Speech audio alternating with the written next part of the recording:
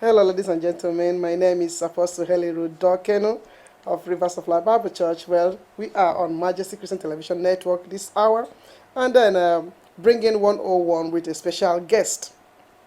Today, we have an interview. We'll be having an interview with Her Excellency Mirjam Blaak-Sow, because we seek to explore developments on the diplomatic, socio-economic, and political fronts in Uganda.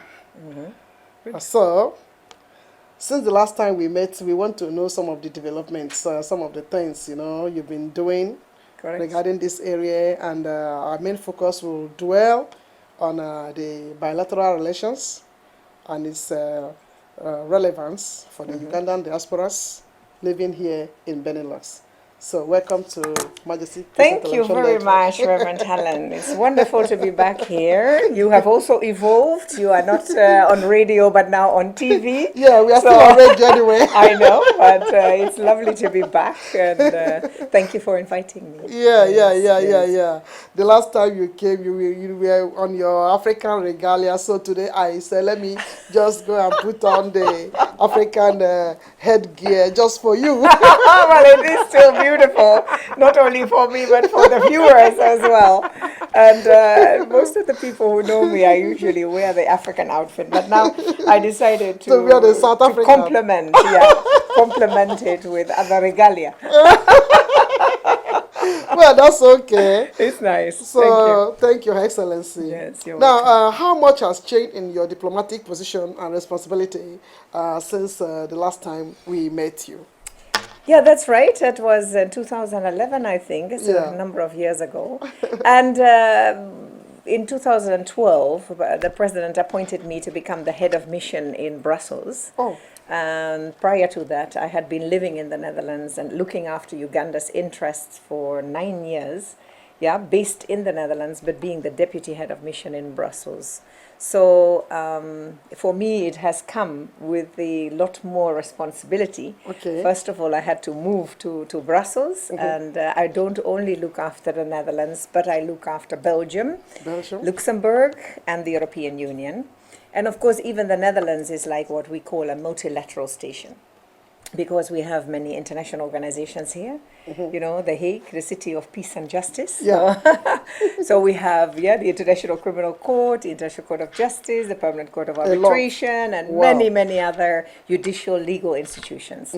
So it is a lot of work. And even though I'm based in Brussels, that doesn't mean I'm neglecting my duties in the Netherlands. I try to be here at least once a week, and sometimes it is several days, depending on when I have delegations come from Uganda. Yeah. Yes. So you've been too busy from all of these explanations you've just given. Actually, yes. It is a very hard job. It is not easy. We have a lot of meetings and delegations coming. The EU keeps us busy. We are in Belgium. We are in a group called ACP. Africa, Caribbean, Pacific. And yes, there's a whole schedule of meetings like every day. So I do have staff who can also represent us in some of these meetings, but it still is a much wider mandate than I had. So could this explain the reason why we have missed you really in some of these diplomatic activities, Yes. We've really missed you. We come and then we are looking around. Where is Ambassador Black? I said, where is she? I want to see her. Yeah. I don't get to see you. No, because if it's Africa Day, we also have Africa Day in Brussels. Oh. Yes. Okay. So that is not possible to then be in two places at the same time. We have Uganda Day, and maybe that is something that we should also invite you to. Yeah, okay. This year it was in Veenendaal. But again, I had another delegation, so I had to myself be represented by my deputy and some of my other staff. So there are lots of activities that I try to also attend while in the Netherlands, but it's not always possible to be everywhere.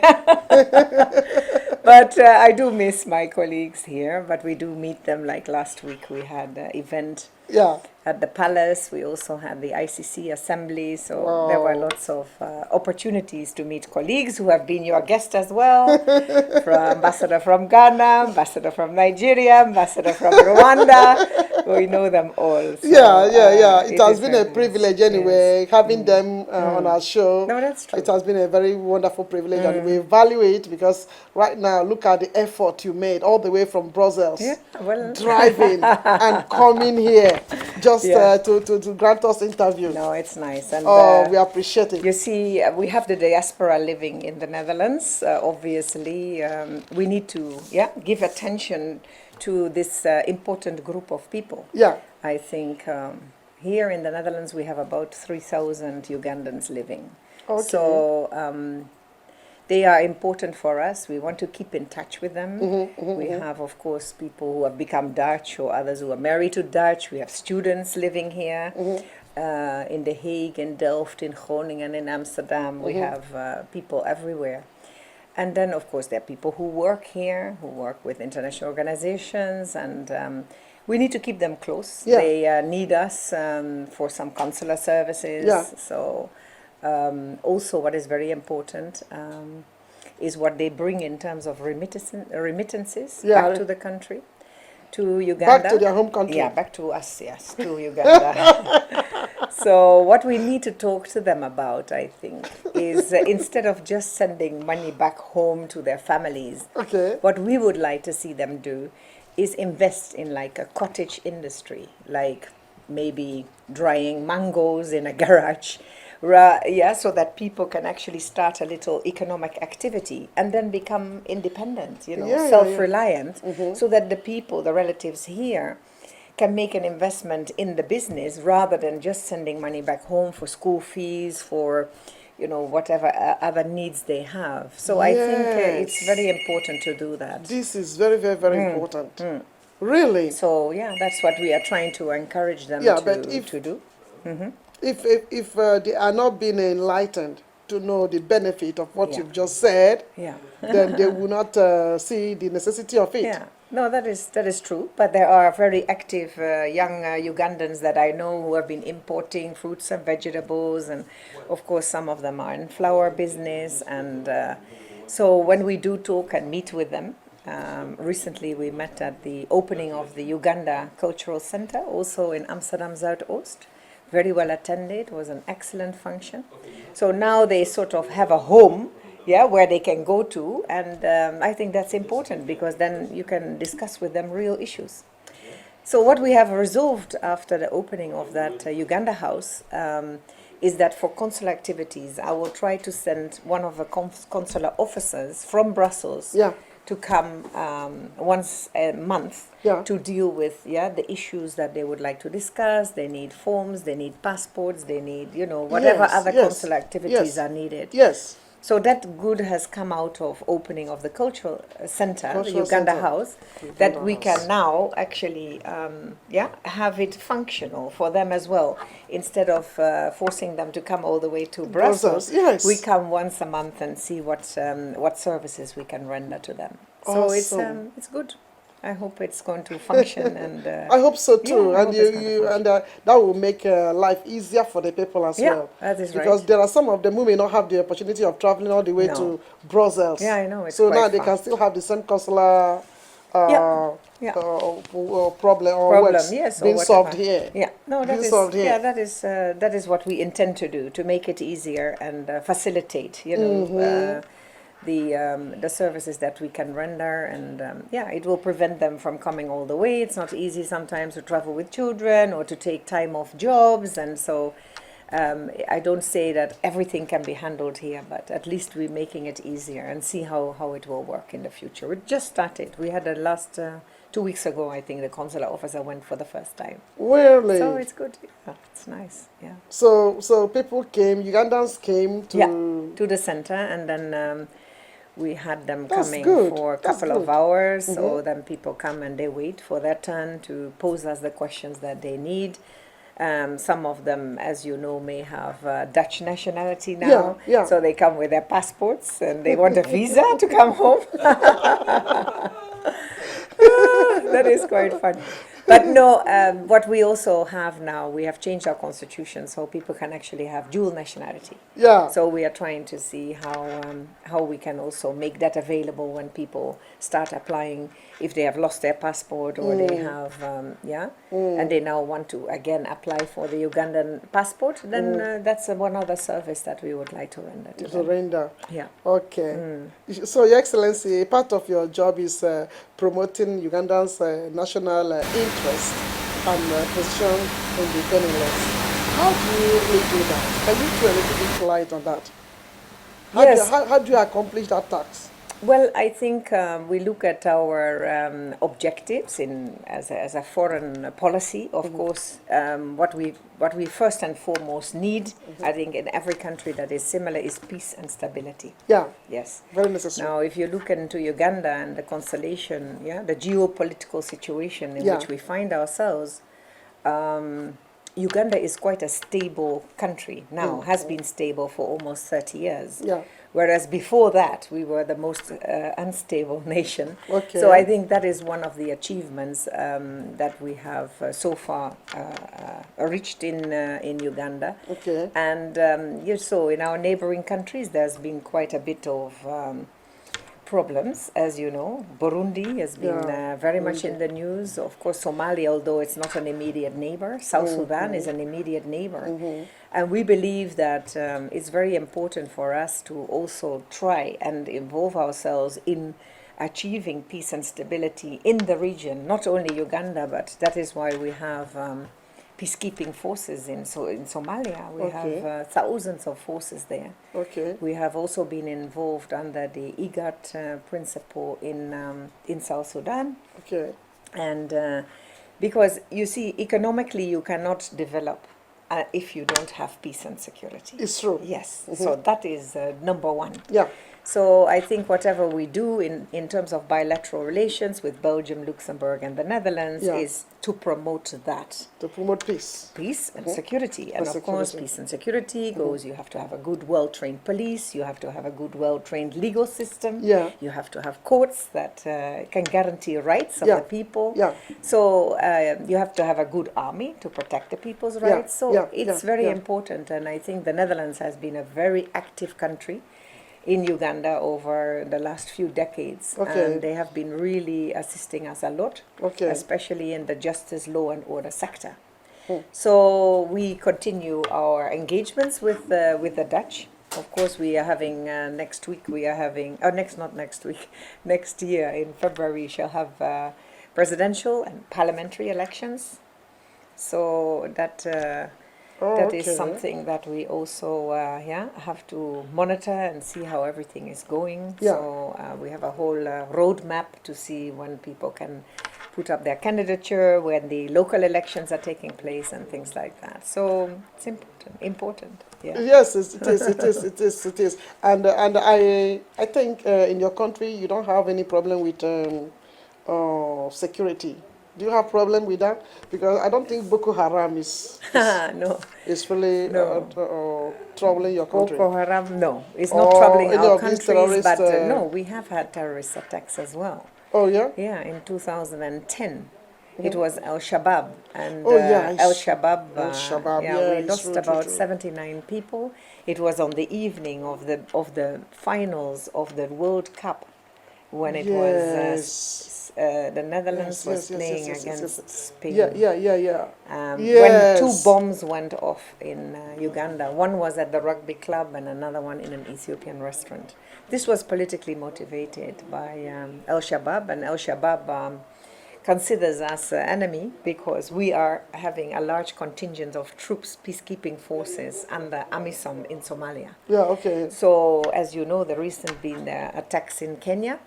So we really have to be very vigilant, population as well, very vigilant in what we are doing. And I think terrorist threats are everywhere, whether it's Boko Haram, whether it's Al-Shabaab, whether it's IS. It is everywhere, isn't it? Yeah, it is. So every country, I think, needs to have a very strong policy to fight terrorism. I think we cannot, be an exception to the rule. No. So we have more security, more checking mechanisms and so forth. So it's not easy, but it's global problem. It's not only a local problem. And so yes, I would say thank God that we have been safe from any attacks so far. So let us hope that our security forces and will do the necessary to protect the people of Uganda. Yeah, yes, exactly. Definitely. That is very, very necessary. Okay, in this last 3 years, have you seen any emergence of any new bilateral cooperation or possibilities between the EU and Uganda?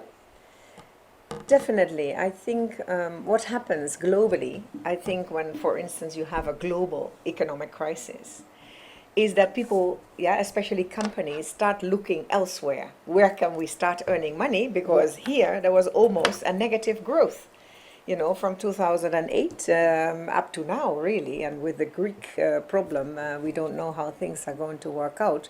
So that is when I think Africa was in a position to say, listen, you have your global economic crisis. It wasn't caused by us, Africans. We had nothing to do with it. And you can see in Uganda, we still had a growth of about 5.7% in those years that here there was almost a negative growth. And I'm sure that in other countries in Africa, there was still a very increase of our economic development. So it shows that now what we need to do is to then encourage other companies to say, listen, you have difficulties in this Europe and Western countries and what? Come to Africa. Come to Africa, we need you for your knowledge, your managerial skills, we need your capital, we need your machinery, but we have the labor force, we have the raw materials, we have the beautiful climate. We have all that to make a partnership. And I think that is what is important. We are looking for joint ventures with companies that can actually assist us in our development. So a lot of the promotion is in terms of investment. Even though if you don't want to have a local partner, you can just come in and invest. We not require you to have a local partner. You can come and invest, take your dividends out when you have earned your money. And so we are very open and have a very liberal policy. Of course, with the EU, there has also been changes because we were previously under the ACP Cotonou arrangement. I don't know whether you, which actually determines the relationship between the ACP countries and the EU, and we have been getting a lot of aid. Of course, it is development funds. We are now on the European Development Fund number 11. So there have been 10 previously, and the number 11 that we have just entered into is valid up to 2020. So there will be lots of programs whereby the EU is helping Uganda and many other countries in the ACP group to help develop. And another aspect of our development has been, previously we were under a trading regime called EBA, everything but arms. Now that has changed because I think the EU also wanted to liberalize and have more products come into our countries. And so we are trying to liberalize trade because EBA was a system that was no longer applicable in the present constellation between the EU and the ACP countries. So we have now negotiated an EPA. It's called an Economic Partnership Agreement. So we have... you guys have a lot of slogans, short terms. I know, it's not easy. EPA. Anyway, it's a new Economic Partnership Agreement that we have done for regions. So I think the ECOWAS region has one. The SADC region has one, the ISA region, and the EAC. Uganda is a part of a regional economic group called the East African Community. That is 5 countries. You have had Ambassador of Rwanda, of course, he's part of our East African community. It's called East African Community. So we have just... That would be a very powerful alliance. Well, I hope so. It is important, you see. I hope so, that it is important. You see, regional integration, I think, for Africa and our development is the only way to go. Because Europe is big, they are powerful. The West, the United States, Canada, they're big and powerful. China, big and powerful. The new BRIC countries, India, Brazil, they are powerful. Where we are weak. And if you're weak, it means you can join hands. You have to first get into a regional yes, exactly. economic partnership Yeah. in order to prosper. Does this does this regional partnership, does it also encourage investment in those, Very much, because I think it's very, very important. That is very important. It's very, very important because if Africans from other African countries, like me from Nigeria, will now be free to go to Uganda to go and invest, do some investment, that would be very, very nice. Oh, but you can already. Do you understand? Because it's like whenever we talk about investment, we are only looking at the white people to just come. That's true. That's true. But I think Nigeria, you are more, going into other countries now as well, because you're a very, very powerful nation. Yeah, we are. Yes, and economically you're doing extremely well. But you don't need an economic partnership with us because you are free to come in. In Uganda, whether you were black, white, yellow, or red, or whatever, it doesn't make any difference. Everybody who wants to come in, work and set up a project, establish, an economic entity, to make money. It's fine. Come in. So we are not, what we're doing, sorry to interrupt, what we are doing with our East African community is we have a customs union, so that between the 5 countries, they are no longer, hopefully in the future there are still some tariffs, but we are phasing them out, so that you can just freely travel and with your goods in and out, and you don't need all the paperwork with the trucks, standing there for days I'm looking for Ambassador. I'm looking for a time when people like you, ambassadors like you, will come out, openly in the media and then be talking about issues like this to the diasporas, letting them know that, it doesn't matter your country of origin. It doesn't matter, whether you are from West Africa or South Africa or East Africa. You can come to any part of Africa and do your investment. Because if those in the diaspora will get to know that they are so free, and our ambassadors are promoting this sort of cooperation, there will be a lot of, we will tap into, we will tap into resources. That is true. We will not be at a position of looking at the white people, because it's like all the ambassadors are just looking for a way to grab investors, and their investors are only white people. Yeah, no, but you can see even after the apartheid, how many South African companies, they must have come to Nigeria as well.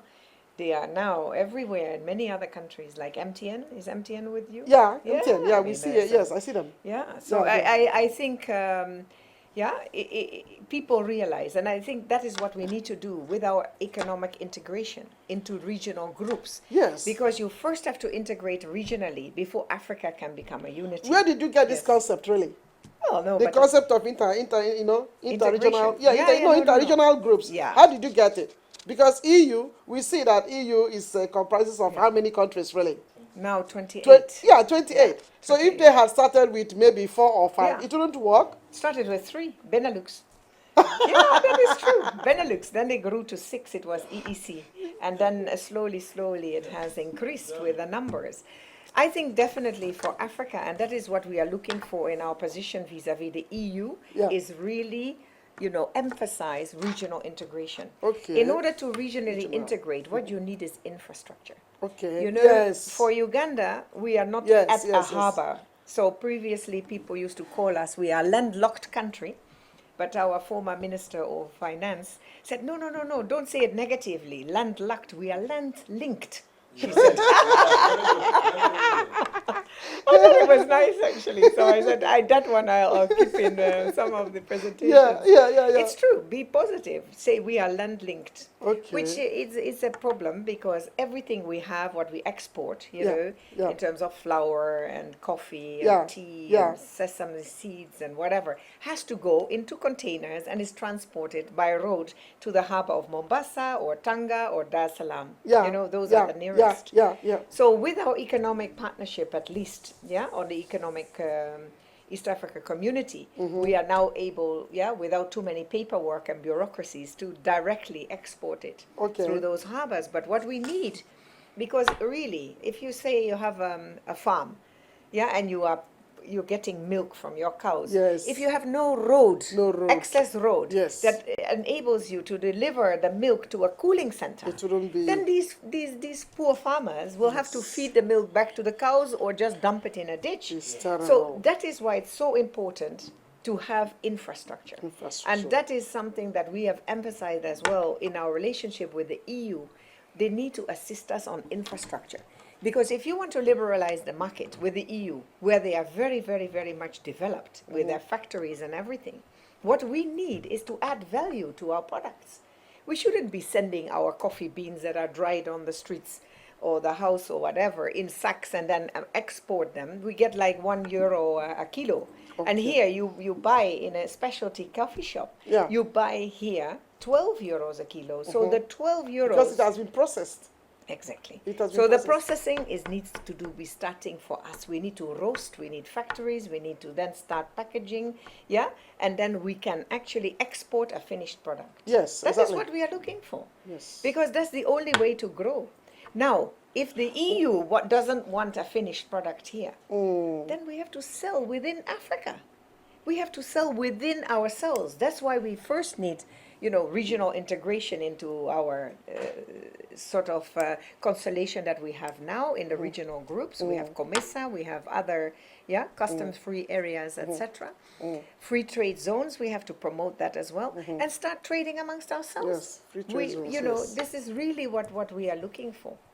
So I think, but we are moving there. It is going to continue. Yes, because I believe that Africa is very rich. Oh yes, we are the richest. And we also have very rich citizens in Africa. I know, very So much. if some of these politicians that are corrupt would stop embezzling the economy Yes. of our, if they will stop their embezzlement and they take time. Yeah. Okay, I believe that the money we are looking for outside is inside Africa. Oh yeah, that's definitely. Because all these investors we are looking and we are chasing, I believe that we can have them within the, the boundaries of Yes, Africa. yeah, that and, is- and then we can have these finished products, the factories being constructed, being built, people being employed, and then we can take the finished product and export them. And then export them, yes. So No, it that's only very true. it calls for just a little bit of how do I say it, caution, for our politicians to be aware, and use money judiciously. No, that's fine. I see? hope that many Africans who are doing well now, but Yeah. you can see that at least for as far as I know, as far as Uganda is concerned. Yeah. We can see that Ugandans are investing in our own country. Really? And that you can only achieve because we have peace and security. You see, before that, people are not thinking of investing in their own country. They just want to take money and put it in banks in Switzerland or offshore somewhere. That is no longer the case. And that's, you can see when people have trust and confidence in the future of a country, because you have created peace and stability and economic progress has been made, then of course your people will not go outside and look for investing their money. They will invest it in our country themselves. So it is happening, and I'm sure it's Really? also happening in Nigeria. People are not necessarily taking it out there, investing also Yeah, money. people will want to invest, but because of the instability, because of these Boko Haram issues and security problems, people do not want to. I believe there will be many investors who would have liked to go to Nigeria, but because of these Boko Haram issues, nobody will want to go to a place where they will slice your head and whatever. But the way CNN portrays it, but that is not really how it is. No, There are still some areas in Nigeria, many areas in Nigeria that are very, very safe. Yeah, that's very, correct. very Yeah. safe. No, but coming back to, you say, I have always said the 21st century is for Africa. We are the richest continent in the whole world. Yes, it's only that some of us don't realize, we don't know it maybe, or we have been sitting on everything that is in the ground, in our soil, with our minerals, the mineral wealth. And therefore, it's important we start realizing that we should not give these things just away for next to nothing. Exactly. Add value in the country and then export. So a lot of minerals, we had a ban in Uganda. Don't export them. We want first for the people who are there, who are getting the minerals, to add value to it before we export them. Yeah, so that is a good start. Yeah, it is. That's a good start, because otherwise people take advantage. Like I said, with the coffee beans, you don't get anything for it. Exactly. And it keeps the poor, the farmers poor. Well, yes. So that is what we need in terms of economic development. But that realization is coming more and more. We have also found oil in Uganda. Really? Oil So, and gas, about 10 years ago already. And we haven't but gotten it out of the ground yet. yes. But we have started Awesome. exploration is there, exploitation not yet. Wow. We have systems in place, and we had to change the laws in order for not for the foreigners to just take advantage of us, but to also make sure that the benefits and the profits out of the oil before the Ugandan citizens rather than individuals. Awesome, really? Yeah, it's very necessary. You have to make sure. So even the president, there sometimes we say, "Oh, we have been exploring for oil for 10 years. Where's the oil?" He said, "But it better stays in the ground, and we know when it's coming out that we can use it properly exactly. instead of somebody robbing it from us." It's true. So that is what we are doing. That's what Really? we have no hurry. Oh my As long as God. it stays in the ground, we can keep it there. Well, Yes. those of you who are listening and you are watching this program, is we are having 101 with Her Excellency Ambassador Mirjam Blaak-Sow, the Ambassador of Uganda to the Benelux and the EU, yeah. Benelux Yeah. and EU. Yeah. So feel free to give us a call on 020-3374-160 should you have any question for Her Excellency. Now let's talk about the cultural, the Ugandan cultural house, Yes. which you were saying some few minutes ago you Yeah. opened. What is the significance of this accomplishment to you and to all the Ugandans in the diaspora? Yeah. Well, Ugandans in diaspora have been organizing themselves for the last 10 years already. They have been trying to see whether they could come together, discuss their problems, do little seminars, make them aware of certain rights or things that are going wrong, or help them with the transfers of money or remittances. I mean, a multi task to answer the questions that some of them may have. So they've been doing that, but they never had like a location where it could be held. It was at somebody's house before. So now they've gotten hold of this little pavilion, the center. And it's really has come from Ugandans themselves. As an embassy, we were not really involved other than saying, how can we add more value by having the consular activities or maybe some other meetings, like if we have high-level visitors that are coming who would like to meet with the diaspora Ugandans. Yes. And we also invite people from East African community. Yeah. It's not necessarily Ugandans. I think, like you are saying, we need to encourage the African approach rather than being only for Ugandans. And I think we all have our natural hospitality in us in Africa to make sure that other nationals from Uganda or even from Europe as well are welcome to the center. So it's something that has grown by the this is what they established themselves. That's good. It's called Ugandan Community the Netherlands, and so we shall support it as and hopefully have some cultural exchanges when we have groups touring Africa, or I mean not Africa but in Europe, that they can also come maybe to Uganda, to the Netherlands from Uganda. We have singers who sometimes come. They can now perform maybe in that place really? From time to time. So it's a very nice, and people feel like it's a little part of home. So in what way does it facilitate your services? No, what I think is important is it's for us easy if Ugandans are organized themselves, that if we want to talk to them as a group, we do it through communication. They have a website. We then say, okay, now the consular office is coming, or if they wanted to have an exchange with the ambassador or other people in different area, they call on us, and then we will try and arrange for a meeting at the cultural center at the Uganda House. So in that sense, it will benefit all of us. I think it brings us closer together, and that's what we need, because we do recognize the importance of Ugandans living in the Netherlands. They have their social networks, they have their commercial networks. So they bring something to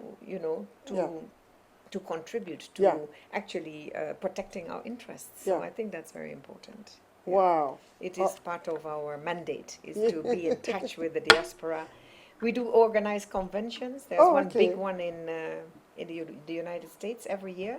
There's now a convention, I think, in London in September. It's the third one. There's one in Denmark as well, where Ugandans come together. We have many of them living in UK, because the UK was our former colonizer. Then, of course, many people have also established themselves in all these difficult periods to be living in United States. So when they have a convention, we have high-level visitors, the Minister of Trade and the Minister of, sometimes our president goes there to address them. And realize that some of them have really fantastic skills that we do need at home.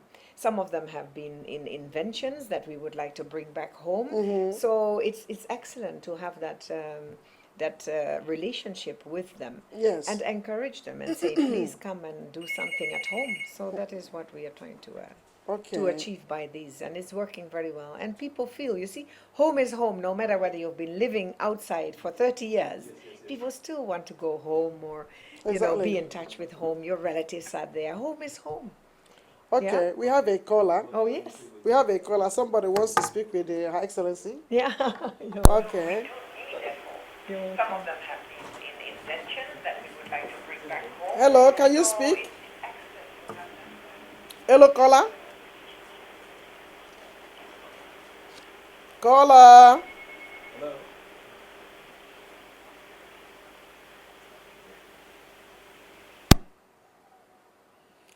Have we lost? Okay. Please feel free to repeat that call. The number is 020-3374-160. Should you want to make contact with the ambassador of Uganda to the Benelux and EU. How do you pronounce this last word? Is it so? So, yeah. Okay. So West Africa. Right. So, yes. Our next question is that we realize that the Ugandan diaspora, they are seeking a sort of acknowledgement for their annual financial remittances back home. Let's try again, okay? Hello, caller. Hello, caller. Hello, caller.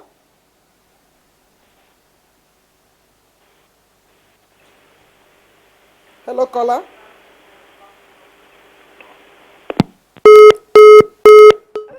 Sorry. It went off. It's very interesting to know what questions they have. Yes, right? exactly. Yeah, Oh. very lovely. Yes. Well, don't give up, whoever you are calling. I know you want to reach to your ambassador, but unfortunately we are having some technical hitch. Don't give up. Just try again. Thank you. So, Your Excellency. Yeah, you were asking me about the diaspora. I mean, they are seeking for some sort of acknowledgement. Correct. For their annual financial remittances back home. Yeah. So, in which way do you think this request should be honored?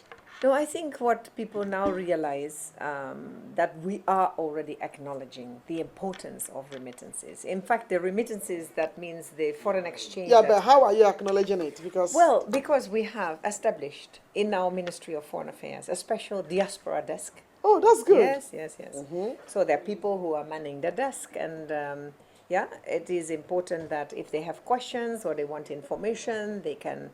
Yeah, it's on the internet, so they can also get information through the website. So that is one thing. Then I told you before, we are doing those conventions. The conventions. Yes. Yeah, it's very important that we continue, because those are real issues that we are discussing there. It's development, it's tourism, it's trade, it is how the diaspora can be even more useful. Mm-hmm. Yeah. In terms of their skills that they have acquired abroad. We still need some of our doctors back, our engineers, our, people who have been in the ICT. Yeah. I mean, we need that kind of development at home. Yeah. So you will only know what skills are out there by having a discussion with them. Otherwise, they would not be able to be recognized. Mm-hmm. So the fact that we are having those conventions is, I think, a very important step towards the recognition that they deserve. Okay. And if they want more, they have to engage us at Yeah, the but embassies. have you made an attempt? Have you made any attempt at least to bring them back home? Yeah. To bring them back home, like Oh, yes. come over, have yeah. an annual convention. Some of these conventions Yeah. you are having in other countries, can't it be done in Uganda? Yeah, I guess that could be also one way of looking at it. It's a very good idea Yeah, to have it in Uganda. But people find it more useful because they don't have to travel all the way back to the Netherlands, up into Uganda if they are in the Netherlands. So I guess some of them are now going to London, to the convention in London in September. When we bring out a lot of people like the Uganda Investment Authority, the Uganda Export Promotion Board, we have the Minister of Tourism, we have the Minister of Trade. So all those people who are already having links can now ask questions and say, listen, by meeting the people. And especially from here, we have many people that have gone back to get jobs and to do the trade and set up their own companies back home. Okay. So we do. And that is because we have already been involved with them for the last 10, 12 years. Okay. So it Okay. has made a significant change. Okay. Also, we bring sometimes people, we have ministers who come and visit. And then we can sometimes arrange for a 1-2 hour meeting with the diaspora. And it has been important because sometimes if people haven't been coming back home, they are not having a very accurate view on what is happening back home. Okay. So when you bring in the politicians or the ministers or other professionals, they can give you the real story as to what is happening back home. So I think that gives them a chance to change their mind about what is happening back home. Sometimes they only read about in the papers only give negative news, and the positive news get often neglected. So I think by having an actual contact, a one-to-one or one with many, at least they can ask questions, and they now are better informed about the possibilities back home. And because what our country is doing is that they have the diaspora week, and then in that diaspora week, the government is so much involved in it, and so the governors and the ministers, they come, we meet maybe in any of the states they have chosen, mostly in Abuja. Oh, yes. And then the diasporas, those who are skilled, are invited to come down home. And then you showcase what you can do. So while you are showcasing what you can do, all those ministers and governors, they are watching. Yes. You know, No, they are watching, so they are able to. Yeah, that is a very nice. It's a very idea. Very solid. And because of the fact that they allow us to just pay our flight. But the accommodation, they take care of that. Oh, wow. They put us in a hotel and the feeding as well for 3 days, Wow. Yes. So it gives also those who have stayed long the opportunity of traveling back home to see things by themselves, to see that, the country is not so underdeveloped as we may be thinking, that things are going on, so diaspora week. So I think it can be a very good idea for your own diasporas as well, to incorporate this sort of thing that the Nigerians are already doing into your destiny. Well, we do invite some of them are coming with trade missions and investment missions. So that is also one way, because then you organize with many meetings, business to business meetings. They also get information that is more of a general nature. They meet the Minister of Investment and Trade and all those ones. So we do regularly organize trade missions and commercial missions or exchanges. So that is also taking place. But thank you. I will suggest the Diaspora Week. It's very important. It is. Even this 23rd of July, this coming month, the diasporas we are organizing a business seminar down in Nigeria. Very good. So we are taking lots of investors from here down to Nigeria. No, it's excellent. It's a good so thing. I think if Uganda and the other countries, African countries, can begin to motivate their diasporas in this manner, a lot will be achieved very soon. Well, we are going to take a very short break, and we hope that someone who is trying to call would have the privilege of calling us. So It has been a wonderful time with the ambassador of Uganda. And just stick out there. We will soon resume again. So we're going to take a short break.